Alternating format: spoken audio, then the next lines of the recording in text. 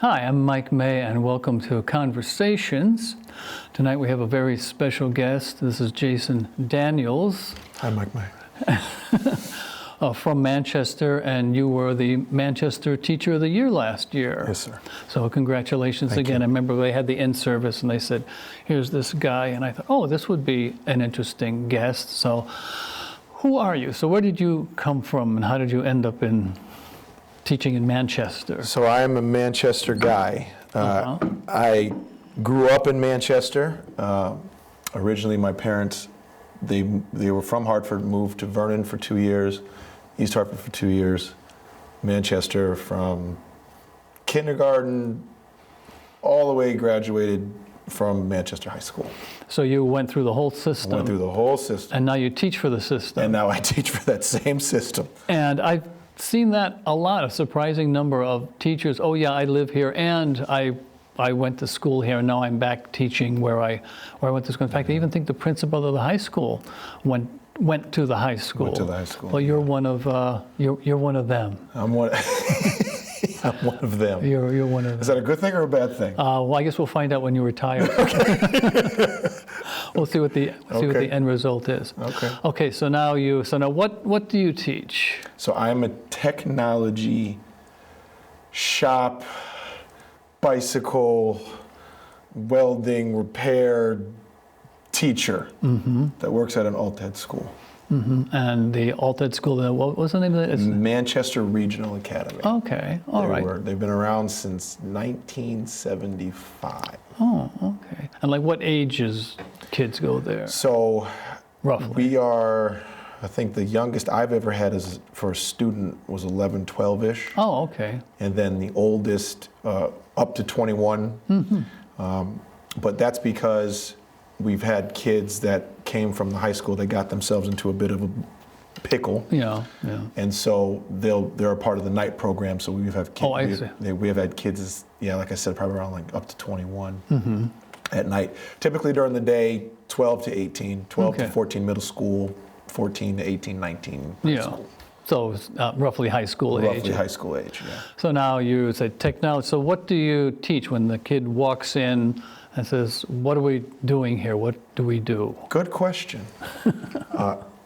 I don't get kids that go, what are we doing today, very often. Okay. I wish I had more of that. Right. I do, once in a while I do, but most of the time they come in and they're sort of slumped over. They have their headphones in and they're scrolling on TikTok. They're not really paying too much of attention. I've got to fight them to get out of that. The older grades are welding and automotive repair. Middle grades, younger, older, so like freshman, sophomore, that'll be welding, small gas engines, small vehicles.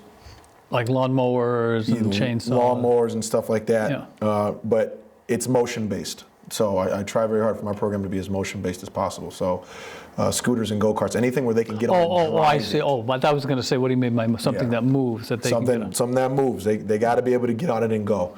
And then middle school, they do a tiny bit of welding, but not a lot. They do more Lego type stuff, and then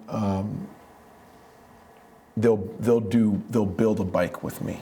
So they'll bicycle. Bicycle. Okay. So they'll get tools and that kind of a thing. So they'll build, and then they can ride it. And then they can ride their So bike. that this is, not only am I riding a bike, I built this bike that I rode. That's right. Okay. That's All right. That's very encouraging. Yeah. Now, what other kinds of things do you teach just besides like the technical side of things, or what do you try to get to? That's really it. My certification, technology education, was in 4 parts: manufacturing, construction, transportation, and communications. I don't do a lot of communications. One year I did. One year we used a free software called GIMP, and we did some graphic design, and we printed T-shirts and made T-shirts, okay. which was pretty fun. But primarily, it's all transportation. Okay. Everything, anything that they can sit on a seat or get into a seat, and the end goal, they can and enjoy it. That's really what we do. So a product. Some product that Okay, they so- can get in and go. So somebody, they said nothing succeeds like success. That's So I right. did this and it works. Oh, maybe I can do something else. That's I right. didn't think I could do this. Now maybe That's right. maybe I could do something else. That's Okay. right. Now, what do you find especially works when you're working with this group, if anything? Things that work with this group, that's a great question. Kids that are more seasoned teaching kids that are not. Oh, That's a big deal. So they'll tune me out quick, but they'll listen to each other even faster. So I'll take the kids that are a little bit more seasoned and pair them up with kids that haven't done it before. And it's cool to watch because, you know, kids speak is very different than adults speak. Yeah, right, You know what I right. mean? How they relate to each other. That works really well. We are a small program, so the largest class I've ever had in my room is 8 kids. oh wow. Okay, It's well that's very good. small. Yeah. Typically it's 4. Oh, okay. So every kid has a tool. And so when every kid has a tool, you don't have anybody being bored. They can work at their own pace. I can get at them individually. Ones that want to be challenged a little bit more, I can do that. And then the kids that are at a more basic level, I can also work with them. So divide and conquer, divide and conquer. My other buildings, I had in one class as high as 31. Oh wow, that's a little bit- yeah, especially for technology. It's a lot more Yeah. difficult to do Yeah. that. So divide and conquer, small classes, kid teaches kid, that kind of stuff. So if I walked into, let's say, one of these 4-person classes, you've got 4 kids, you say each has a tool, what would I see? Well, if you were to come to school tomorrow, you would see the older group working on a vehicle. They have to do a thermostat on a Dodge Caravan. The middle group right now, they're learning to weld accurately, and by that I mean, cutting the metal to the right size, using different tools to keep the metal in a specific space, and then welding it together so that what they're making is square. It's not, it's not teetering, that kind of thing. And then my beginner class is just getting comfortable with a MIG gun and Yeah. welding. If the weather was warmer, they'd be working for 15, 20 minutes, then they'd hop on a scooter and go ride. Oh, okay. Or they get in a go-kart and they go drive the go-kart, something Okay. like that. But we're getting a little bit colder now, so it's changing. Yeah. Now, did you ever actually work in industry, welding things? Or? No, actually, I'm a car guy, and I always wanted to make my own parts. And this job had a welding machine and I had never had the training at YouTube. And And you learned on your own. There you go. There you go. So, Okay, good. Okay, well, we have to take a break right now, so we'll be right back, and he'll tell us more about his technology career here. technology career. Okay, great.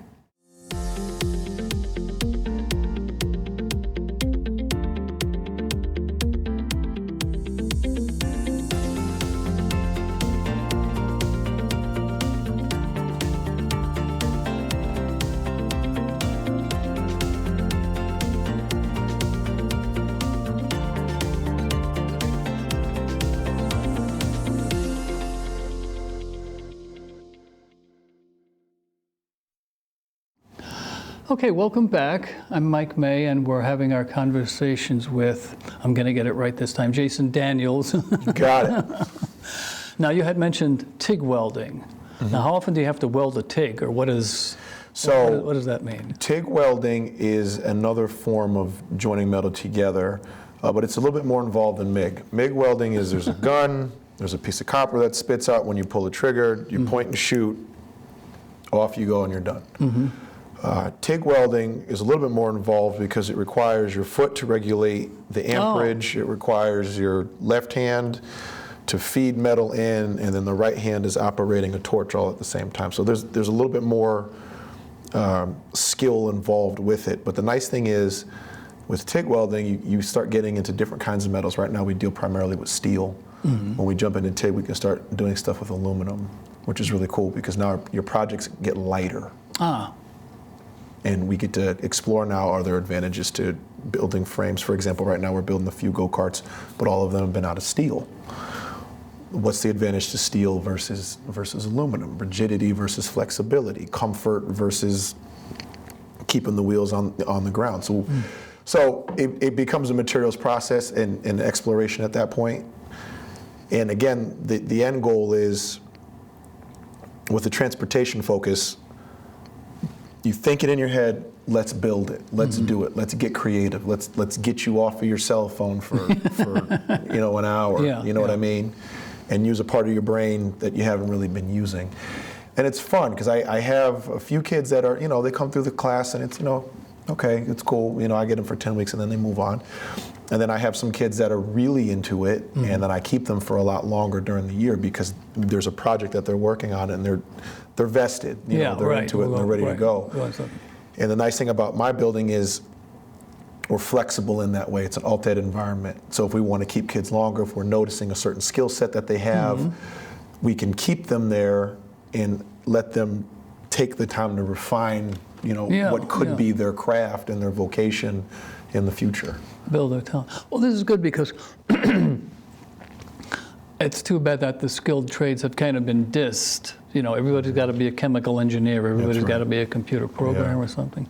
But when I was teaching in Hartford, I taught English, and I had a student who was in my English class, and no, he was never going to win a Pulitzer Prize, but he was passing. But he was a plumber's apprentice. That was like his part-time job. And then I heard he graduated, and then like a friend came and said, "Oh, I was talking. Oh, well, what's he up to?" He was 21, and he had just bought a house. So, exactly. That's exactly. That's pretty good. So here's someone responsible and contributing to society, and obviously doing a lot better than I was doing it at 21. Okay, now you have all these skills. So now, what do you build at home? You must do some. What do you have? I don't do a lot of building at home. Oh, really? You have nothing? No rocket ship in the basement? No. Time machine? Nothing? There's no rocket ship in the basement. I'm a bike mechanic on the side, and I repair vehicles on the side. So lately I've been taking older frames, steel frames from the 90s, and modifying them a little bit and adding more newer componentry to them, And this is just to show, someone just said older vehicles from the 90s, and I'm going, older vehicles in the 90s, but we won't go into that. I know. Just go ahead. I'm only 42, so okay. For me, I know. You rub it in. Go ahead. So no, nothing crazy at home, but that's because my wife and I have 3 children. Oh, okay. So, yeah. All that welding stuff. All that stuff is, because I got to play with my kids and just be a dad, be a hubby and a dad. So, but as my kids are getting older, my oldest is 12, and so I'm starting to, Oh yeah. Okay. Well, let's work with tools. Let's do this. Just kind of passing it down. And I wanted to say, your point when you mentioned the young man bought a house at 21, that's the goal, right? So the goal is you get into one of these skilled jobs early in life, you don't have to follow a traditional path, what I mean? You can get it, you can be a welder, be into manufacturing, at 18, 19, 20 years old, get a decent paying job, and you set yourself up. That really is the goal. That's the aim, because not all of our kids are, the truth, not all of our kids are going to college, and they don't need to. Some of them, you give them the training, and then, off they go. And so I think that's great. I do. Well, again, another advantage is that when you're an apprentice, you're getting paid. That's right. So you're working and you're getting paid. That's when right. you're going to college, you're paying them. That's right. And you finish with your degree, and how many people, well, I've got all this college debt, and I'm glad I went, but I have this debt to pay off. But someone, well, now I have my certification, and I'm going to go out and buy a house because I've been getting paid for the past 3 years. That's right. So that can be an advantage of that too. Okay, so you've got these skilled kids, you've got all this equipment and all this now. They're building go-karts and fixing bicycles and such. And that's great, But, in the back of your mind when you're driving home, do you ever find, boy, wouldn't it be neat to build a... Yeah, we're getting there. I think a win for me, so I teach alt ed. So these are kids that come from, in some cases, very tumultuous experiences, right? So a win for me is, did I give them an environment where they were safe, they felt loved, and had an opportunity to create that day? Yeah. Because it really is a day-to-day. Because in my world, I can see a kid for a week, and then I won't see them again for a week and a half, 2 weeks, Yeah, because of experiences that are going on outside of the building. Yeah, yeah. And so it's micro victories for me. I don't know that I'll ever have a solid group where we can make the big, like, look at this. But maybe I can take a small group of kids and we can tear down. We're working on a car right now where it's looking like the motor has to be completely torn down and then rebuilt. Can I take those kids from a motor that wasn't functioning down to the block and the heads, rebuild it and put it back together and have it run? If I can do that in 10 weeks, that's a huge win for me, and it's a huge win for them, because again, the experiences that they're coming out of, they don't have an opportunity to do any of this stuff. Yeah, this is something, yeah. So it's a bit different. If it was a regular ed environment, build the solar car and do the solar car challenge, Yeah, right? right. Build the battery powered vehicle, or the human powered helicopter, and Right, yeah. But that's a different crop of kids. You know what I mean? They're vested. The family's vested. Right. There's some stability there. There's stability there. It's just different. So for these guys, it has to be small wins that build up over time. So that's what I'm thinking about when I go home. And sometimes when I'm driving, I'm going, man, I didn't do it today. Or a lot of times I'm driving home like, man, they just had a tough day. They wouldn't even try to engage because they were feeling so low. How can I get, if they come to school tomorrow, how can I get them to engage? Yeah. You know what I mean? How can I get them to buy into, if you're participating in class, it's another tool in your bag to escape whatever negative emotions that you're feeling in your head. Yeah. You know what I mean? So those are wins for me. So so for us, small go-karts. Like, for example, last year we were exploring electric vehicles, and I went on Craigslist and I bought a bunch of electric Razor scooters, and we modified them. Oh, okay. And we stretched them out. We added way more battery power than we're supposed to add, Okay. and have at it. Well, how did they work? Well, what did you guys like? Well, what did you, small wins, smiles on the face. So when they come to class, can we ride the scooters? Can we ride the scooters? Can we ride?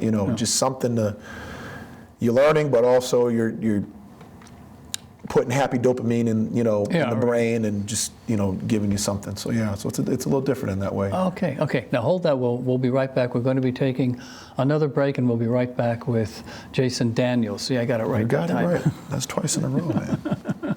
2 for 2. 2 for 2. Go give your dog a hug. Or cats. They both deserve hugs. Many animals are often treated awful in their homes, and maybe even thrown out of said homes. These animals are given to shelters, and while they take care of them most of the time, they can't keep them forever. Shelters are not a place for animals to grow up. They need a proper family. Yes, a lot of people adopt, but more buy animals from pet stores. Those animals are not in as much danger as animals in shelters. Adopting animals helps save their lives. Adopted animals are usually happier than other ones in pet stores. They are almost always house-trained and are usually well-behaved animals. Adopting is also way cheaper than buying a pet. Animals usually have all of their medical needs paid for and done by the time you adopt, so don't shop, adopt. Hello, welcome back. And now we were talking about, you were modifying the Razor scooters. Modifying Did you have the Razor flames scooter. coming out? Was that? Flames coming out. Oh, you really? Uh-oh. No, there were no flames. No, you didn't go that I far. didn't go that far. Okay. It was, we were exploring electric vehicles, right? Okay. The feasibility of going electric, and comparisons between gas-powered small vehicle versus electric vehicle, pros and cons, and again, creating, modifying. Let's use our imagination. What happens if we do this, and what happens if we do that, and allowing the kids to flourish. And that's really, so going back to like bigger picture, right? So the bigger picture is that the kids are comfortable enough to say to me, I want to build this. And me being comfortable enough to go and trust them and go, all right, here we go. You know, I've given you the skills. Off you go, right? Let's see what you got. And so right now in the program, this is going on 8 years. Oh, wow. We have such a revolving door of kids, so it's kind of hard to build this side of the program, but it's, Yeah, yeah. you know, taking my more tenured kids and slowly kind of letting the reins off and just saying, you know, I have one kid right now in particular where I can, well, two, that I can do that with. They're older, they're a little bit more mature. They came in with some skills, and I noticed very early they had a heck of imagination. Okay, go. Let's see. Yeah. Let's see what you got. You know, and they're doing it. One young man right now. It's a 2-seater go-kart that he's building. Oh. And we're using the steel is coming from discarded desks. Recycle. And we're recycling, right? So upcycling, right? Taking old stuff, making it new again. And so he's been really killing it, and it's been really cool to watch. And I've been really, I'll critique here, a little bit there, a little bit, you know, what are you doing, you know? But outside of that, go. Let's see what you got. I was working with one shop teacher because I'm a teacher's aide, and he could read the kids very well. There'd be a new project, and he said, "Here, do this," and they go, "How?" And he would say, "Figure it out," and the kid would go, "Oh, okay," and darned a lot, you know, "Oh, okay," and they made some mistakes, but instead of holding their hand, you know, we'll figure it out. Figure it out. And You can do it. And they would. Now, just cranking back, so you got certified in technical Certified in tech ed. tech ed. Now, was that your plan when you went into education? I want to teach tech ed. Yes. Or did you plan to go into, because you had finished high school? Yes, I and you absolutely said- did. And just say, "Oh, I would like to teach. I would like to go back into school and teach." I absolutely did. Okay. I met Mr. Foster my sophomore year of high school, and that was my first tech ed class in high school. And this was at Manchester. This is at Manchester High School. Now, at that point, I'd already been building bicycles at that point. I had a couple buddies that would used to work on cars, and I'd mess with cars. I was a Lego kid my entire life. I used to love my Okay, still love my Legos. And so, tech ed class, super fun. And one day I went up to him and I said, so let me get this straight. I said, you get paid to teach kids how to make stuff. He said, yes. I said, and you get your summers off? He said, yes. I said, that's what I'm going to do. Okay. Okay. And from that point forward, I said, I'm going to school, because originally I was going to be an engineer, and I met Mr. Foster, and he changed my path to tech ed, and I held on to that all the way through. But you still had engineering. You still had, there was the technical. It was kind of there, but the idea of having summers off, that just kind of, you know. Yeah. So then you went to, now when were you at Central? I was at Central from fall of '98 to 2004, took a break, and then went back for my master's for educational technology. Very different. Okay, Very yeah. different masters. Okay. And I would like to go back again, but this time for the 092 program to become an administrator. Oh, okay. Yeah. All right.